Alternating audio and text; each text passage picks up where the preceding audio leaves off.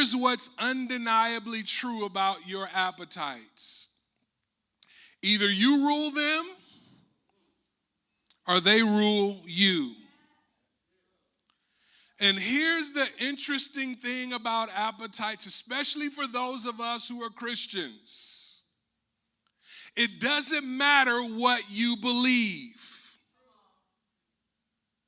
See, we can believe all the right things and behave the wrong way. You can believe right and do wrong when you're controlled by an appetite. Here's what I believe. Here's what I do. I believe one way and I live in a different direction. Because of this, appetites pose a constant threat to your future. Just about every single day, you will have to say no to one to protect the other. You'll have to say no to your appetite to protect your future. Or yes to your appetite and consequence and sacrifice your future. There's a constant tension that exists, and this exists with all of us. You will live with this for the rest of your life. Your response to your appetite will determine the direction and the quality of your life. Now, when we think about appetite, typically we think food, sex, and drugs. And these are very common appetites, right? You can throw alcohol in there as well. But you know there are several appetites. There's an appetite for progress, an appetite for respect. We want respect. All of us want respect. We desire respect. There's an appetite for intimacy, an appetite for love, an appetite for fame. Some of you want to be famous. You'll never admit it, but you want to be famous. There's an appetite for stuff and more stuff. An appetite for responsibility. There's an appetite for acceptance. Did you guys know that we're all acceptance magnets? We're drawn to those environments where we're accepted. And we run away from environments where we're not accepted. There's an appetite for winning, an appetite for recognition.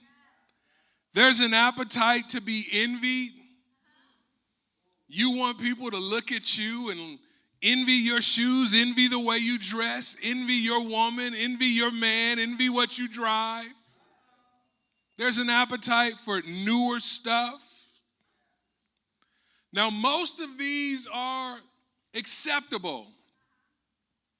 But all of these, if out of control, pose a threat to your future.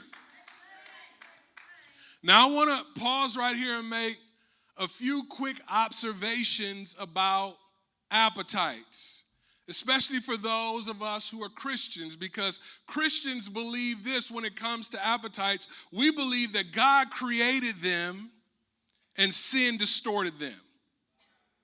God created you with an appetite. He created you with an appetite to progress. He created you with an appetite to succeed. He created you with an appetite to grow. God created them, but sin came along and distorted them. Second thing about appetites is appetites are never fully and finally satisfied. Appetites have a one-word vocabulary. Anybody know what that one word is?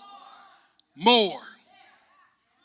I want more success. I want more fame. I want more food. Appetites are never fully and finally satisfied. And this fuels our discontentment because we will always see people who drive a better, who live in a better, who have better shoes, who have a better marriage. We'll always see people who have better. And we'll think to ourselves, if I could just get that, I'll be straight. And our appetites begin to drive us, and our appetites begin to direct us, and our appetites could get us in trouble. It's a rat race, a rabbit hole, and there's no end to that rabbit hole. There's no bottom. The third thing about appetites is appetites always demand now, never later. I want it right now. I want her right now. I want that right now.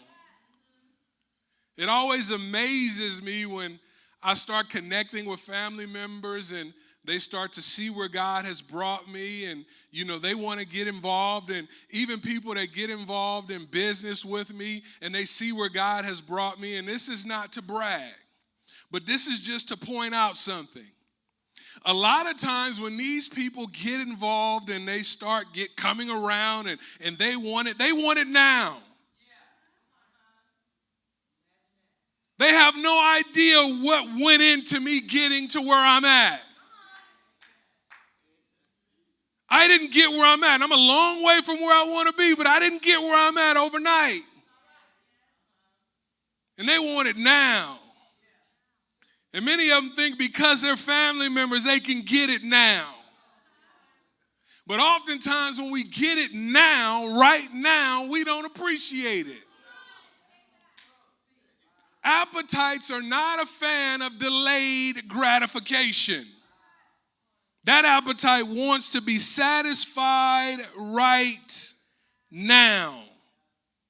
They tempt us to opt for the immediate over the ultimate, the now over the later, what we want over what we really want. And so again, our appetites pose a constant threat to our future.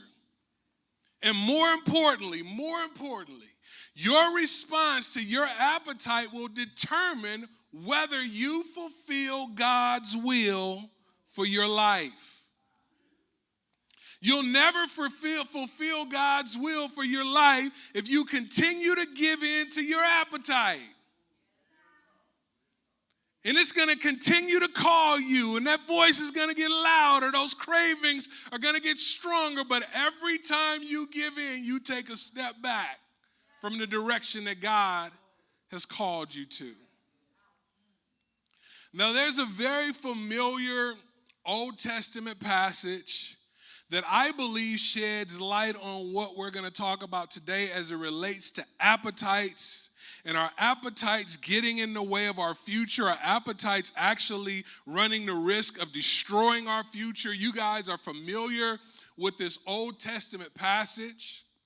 It was written around 1800 BC. And I'm hoping that as a result of this, what I'm getting ready to share with you, that you will develop a word picture.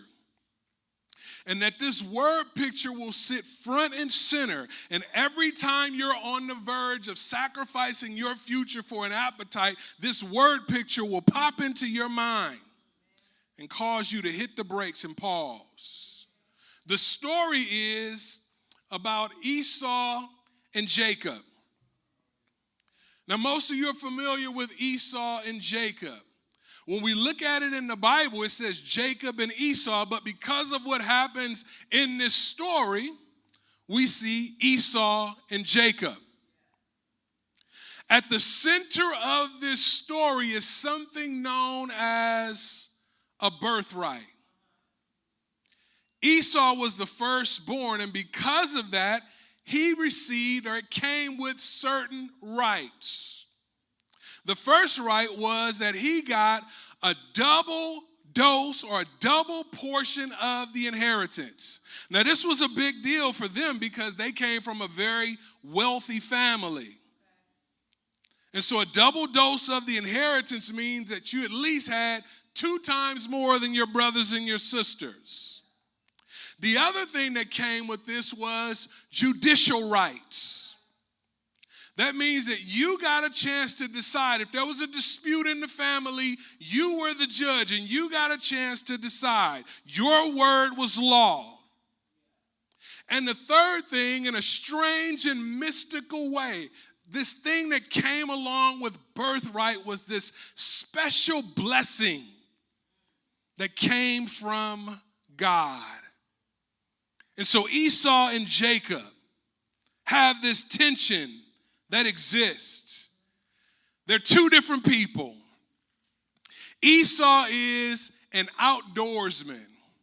He's a man's man. He's a hunter. Jacob is a thinker. He's a deceiver, and he's a mama's boy. And so the story picks up in Genesis chapter 25, verse 27. It says, the boys grew up, and Esau became a skillful hunter, a man of the open country, while Jacob was content to stay at home among the tents. Men, listen to me. I had this conversation with my son just yesterday. God created men to be hunters, not mama boys. The animal in the jungle that we respect the most is the lion. Every single male lion has to experience life as a nomad. That means that he has to leave his pride and go and conquer another pride. You cannot do that remaining close to mama. Mamas, you have to push your boys out of the nest. For their own good and the good of their future, you need to push them out of the nest. It says that Jacob was content to stay at home among the tents. Now, your mind is probably going in the same direction my mind went. And this next verse probably confirms what you were thinking. It says, their father, Jacob, their father, Isaac, who had a taste for wild game, loved Esau. But Rebekah loved Jacob. The daddy loved the oldest son, who was the outdoorsman. The mother loved the younger son, who was the mama's boy. This was a major part of the problem. Once when Jacob was cooking some stew, because that's what he did, he cooked, he liked to cook. There's nothing wrong with cooking. But God didn't create you to be a cook. Esau came in from the open country famished. The Hebrew word for famished means weary or faint. His appetite was engaged and inflamed. His defenses were down. His senses were heightened. He was a sitting duck. The story continues. Quick. That's an appetite talking. Quick. I need it quick. I need it right now. I need that hit right now. I need that drink right now. I need that money right now. I need that girl right now. Quick. Anytime your inner being is saying quick, you need to hit the brakes.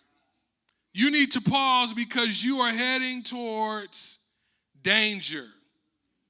You are on the verge of sacrificing your future. He said, quick, let me have some of that red stew. I am famished. Now, this is a dynamic that rarely happens in the home. It's very rare that the younger brother has something to leverage over the older brother.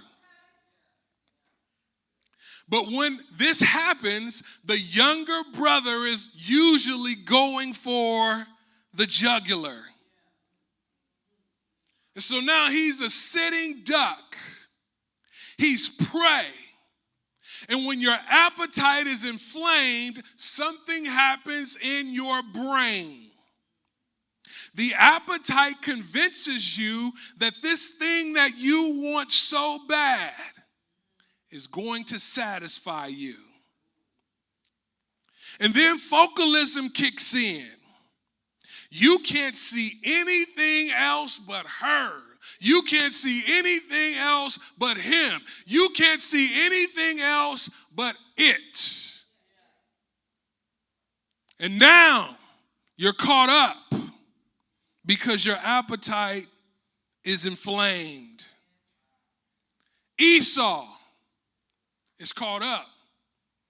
Jacob recognizes this, and he, being the shrewd thinker, deceiver that he is, says, first, sell me your birthright.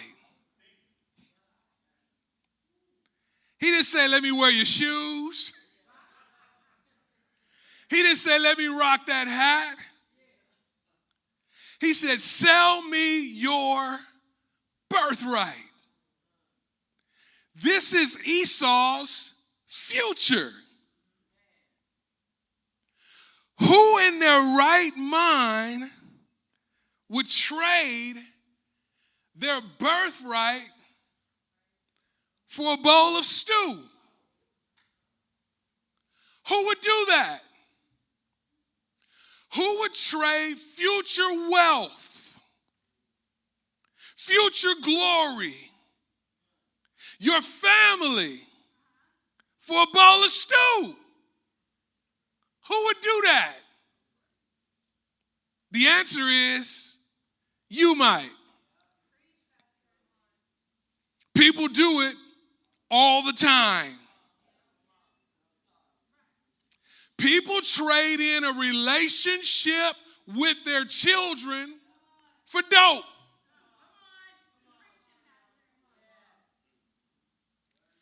People trade in a healthy marriage for a side piece. Side note, every time I've seen this, even in my own experience, the side piece is always worse than the wife. I kid you not. It's a bowl of stew. Who in their right mind would do that? People do it all the time. Some of you are where you are right now today because your parents traded in a relationship with you for a pill, for drugs, for alcohol, for an affair. And you felt like they didn't want you. You felt like you didn't have any value. People do it all the time. Drug dealers capitalize off of this. Parents selling their kids Christmas toys for a bowl of stew. Who would do that? Who would trade their self-respect, the relationship with their children, their marriage, a valuable relationship, their reputation, their profession, their opportunities? The answer is you might. People do it all the time. And so check out Esau's response. He says, look, I'm about to die. That's the appetite talking. I'm about to die. I have to have this right now. I need this right now. You're not about to die. You walked in on your own. The appetite is controlling him. What he's doing is what we do. He's building a case for this stupid decision that he's getting ready to make. He's justifying. He's just lying. Listen to what he says next. He says, look, I'm about to die. What good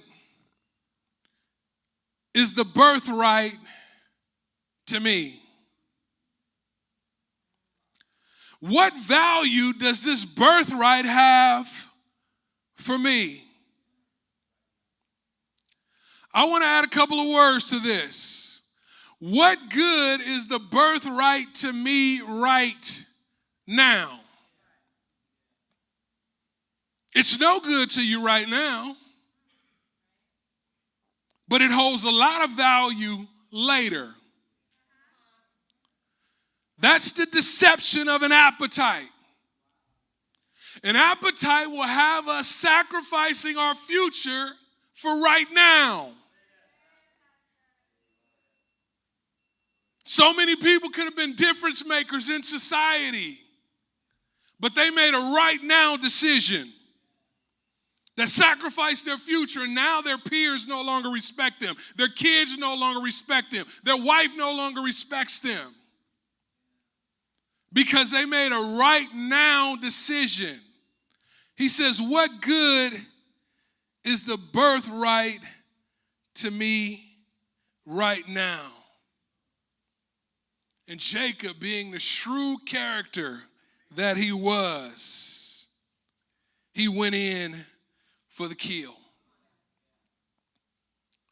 He said, swear to me first. If you want this stew, you need to give it up. Doesn't that sound familiar? If you want this stew, you need to give me what I want. How many women have sacrificed their dignity for a bowl of stew? Looking back over it in your right mind, in your right frame of mind, can you believe you did that? Swear to me first. Give me what I want. Now, from the outside looking in, this is insane. But I'm sure people have watched you from the outside, and some of the decisions that you made looked insane. Now is now, and now is gone. Don't miss that. Now is now, but now is gone. Give it up. Swear to me first. Predators. You've become prey. Advertisers do it all the time. They play the right type of music. They put the right types of scent. When you walk in there, you are prey. Swear to me first. Watch this.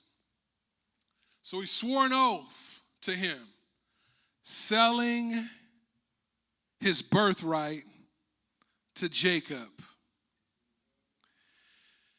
Then Jacob gave Esau some bread and some lentil stew. That was his birthright. You see what he got in exchange for his birthright? Some bread and some lentil stew. Now, this part is so sobering, and this is where their world parallels and collides with our world. He ate and he drank, and then he got up and left. Just like that. He ate, he drank, he got up and left. You know what else left? His birthright. He ate, he drank, he got up, and he left. You took that hit, you got high, and then you left. You laid down, you did your business, or he did his business. He got up, and he left. You know what else left? Your future. You traded your future in for an appetite. Who would do that? We do it all the time. What would cause a person to sacrifice a relationship with their children over a drug? This has to be powerful because mothers by nature love their children. But do you know how many children are in foster homes right now?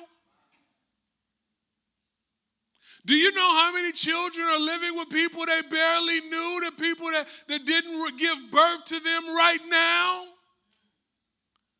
Because an appetite was engaged and inflamed. You know how many people are living with regrets right now because they gave in to an appetite?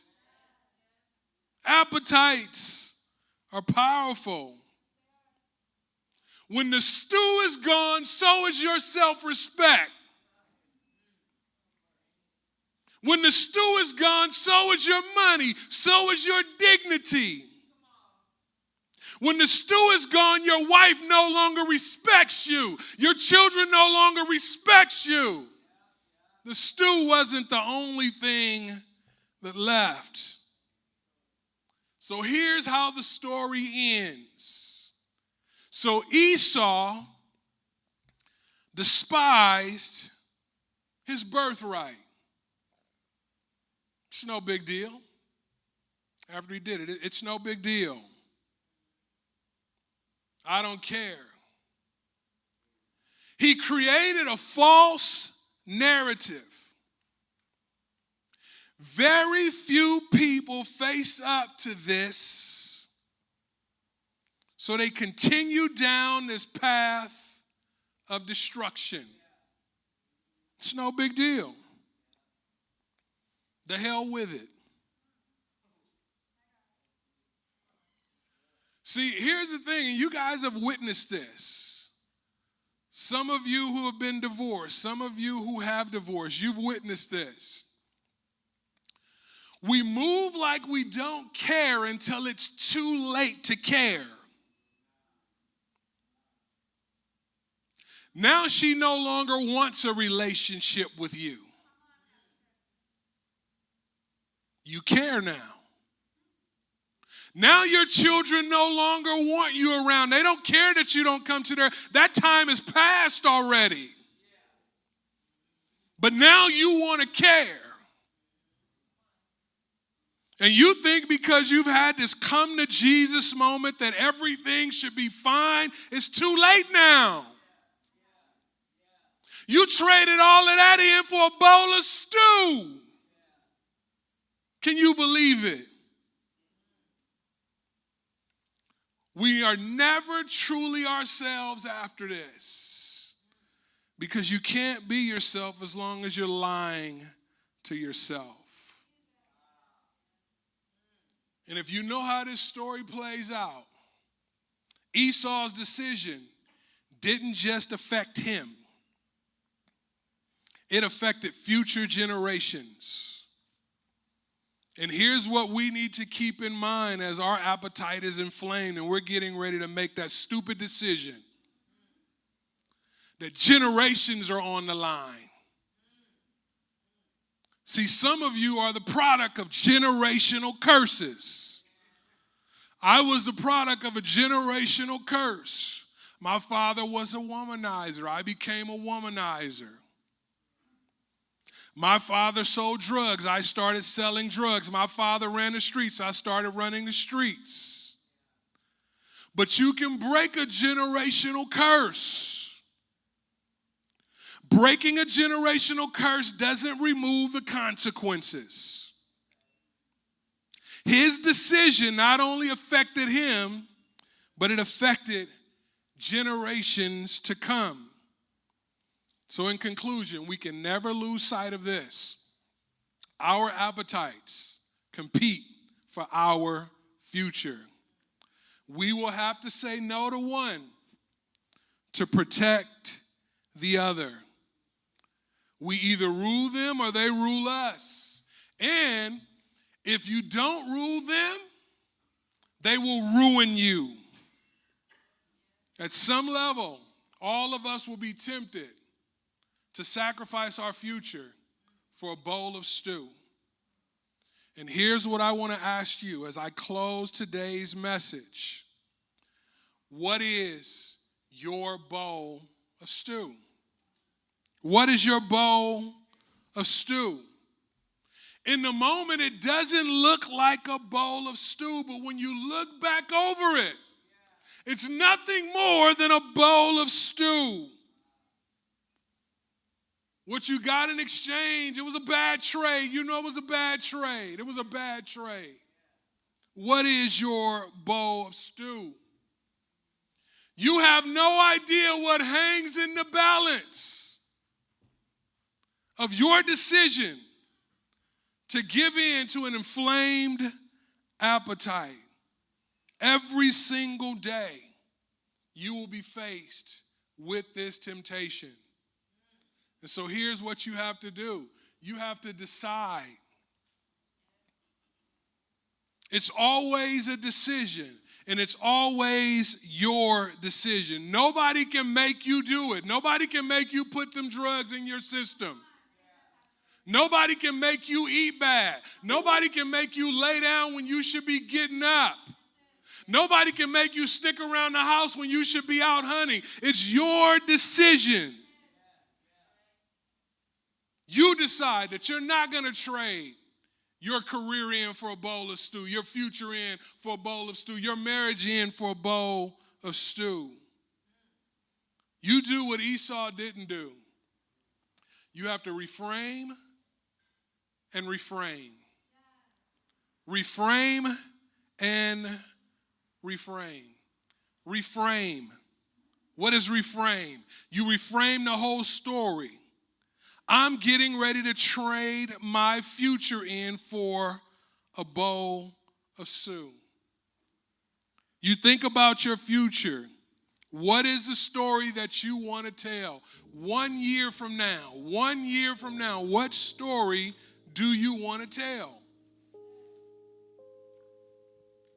You have no idea what your life could look like in 1 year if you don't give in to that appetite. You have no idea what your life will look like 1 year from now if you give in to that appetite. It's just a bowl of stew. And your future is worth more than a bowl of stew. That blunt, it's a bowl of stew. that drink, it's a bowl of stew 1 year from now. Now, before we conclude, I want you guys to hear this testimony of someone that I have a great deal of respect for. I watched him over the last year.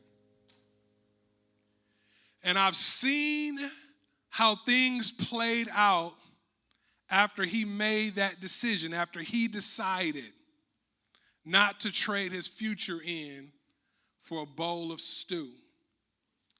And watching this man grow has brought joy to my heart, and it has inspired me in my purpose. And so I want you guys to put your hands together, and I want you guys to hear the testimony of my friend and my brother, Donald Montez de Oca. Let's receive him with a round of applause.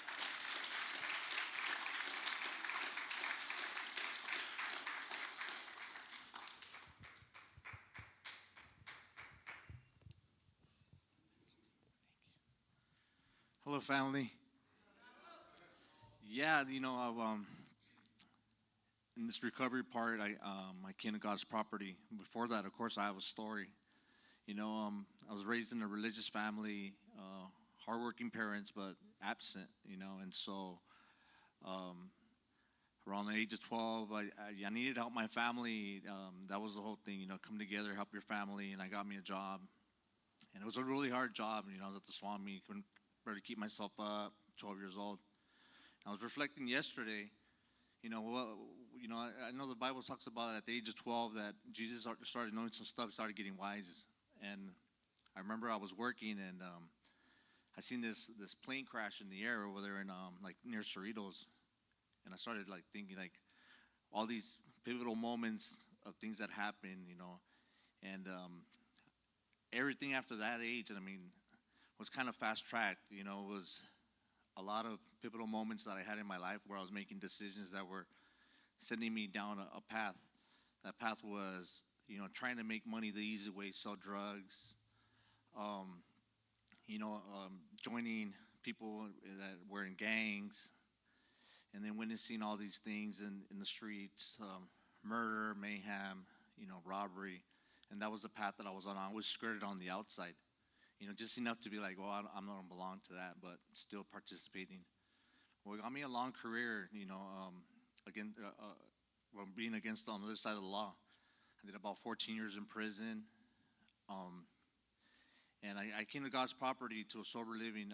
Before that, I was in another church, and it was good. I was on fire for the Lord. They weren't understanding my recovery part of this substance abuse disorder that I had.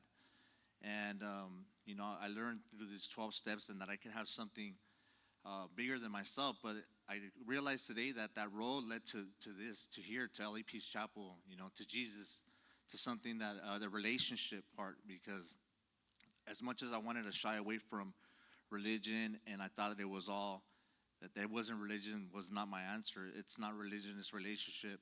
And I realized that coming here to the church and making relationship with my brothers in the home and my brothers and sisters here at church is where it's at. The messages that Pastor D brings, Jesus brings the message coinciding to what I'm going through, right? So it's just not drugs and alcohol. It's that those things, those appetites that he was talking about today, and everything that God brings to this church, and the messages are very true, From one decision to the next, I could have just gone off to the deep end. I realized that I didn't know how to live when I was in the home, and I paid attention to what I was suffering from. That was one side of it. But the spiritual side now, that's the road that I'm on. I believe that's where God has me here today, being able to see that. And so I take just great joy in knowing that this is where I need to be on a Sunday. I've always said it, for some reason it's that Sunday, right? It's when something's going to happen, when the enemy's going to try to come in, and there's no better place to be here amongst family, amongst people that can understand me and that I can talk to and I can be real with, and that's where I'm at today, I have my Bible. I keep the verse on the tablet of my heart. I remember, a lot of the things that along the way, right? And so that's what I've been taught through my recovery, is to pray. And also here is to, get personal with God, and to, tell him the things that I'm going through, and also that God's putting people in front of me, and not to be scared to reach out to them, and to fellowship with them, and to be able to, tell them my burdens and stuff. We can help each other out, and then back to square one, to pray together, so that God can hear us and we can move in that direction. I really thank all of you here for being part of my life, and, continue to just show up for me, and I can show up for you guys, and that we can be here fellowshipping and honor, the person that and the Spirit that gave us life here together in a forward motion. Thank you very much. God bless you.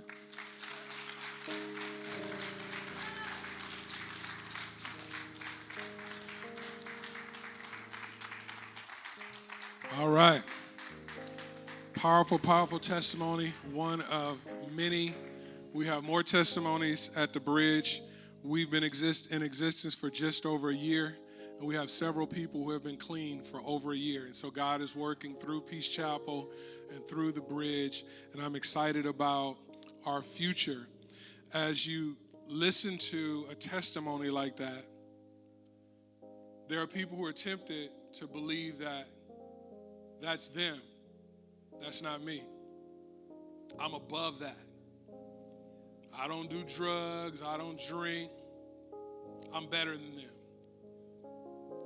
Arrogance is so unattractive. Arrogance is that one thing that happens to us or in us before we fall. Because all of us are recovering from something.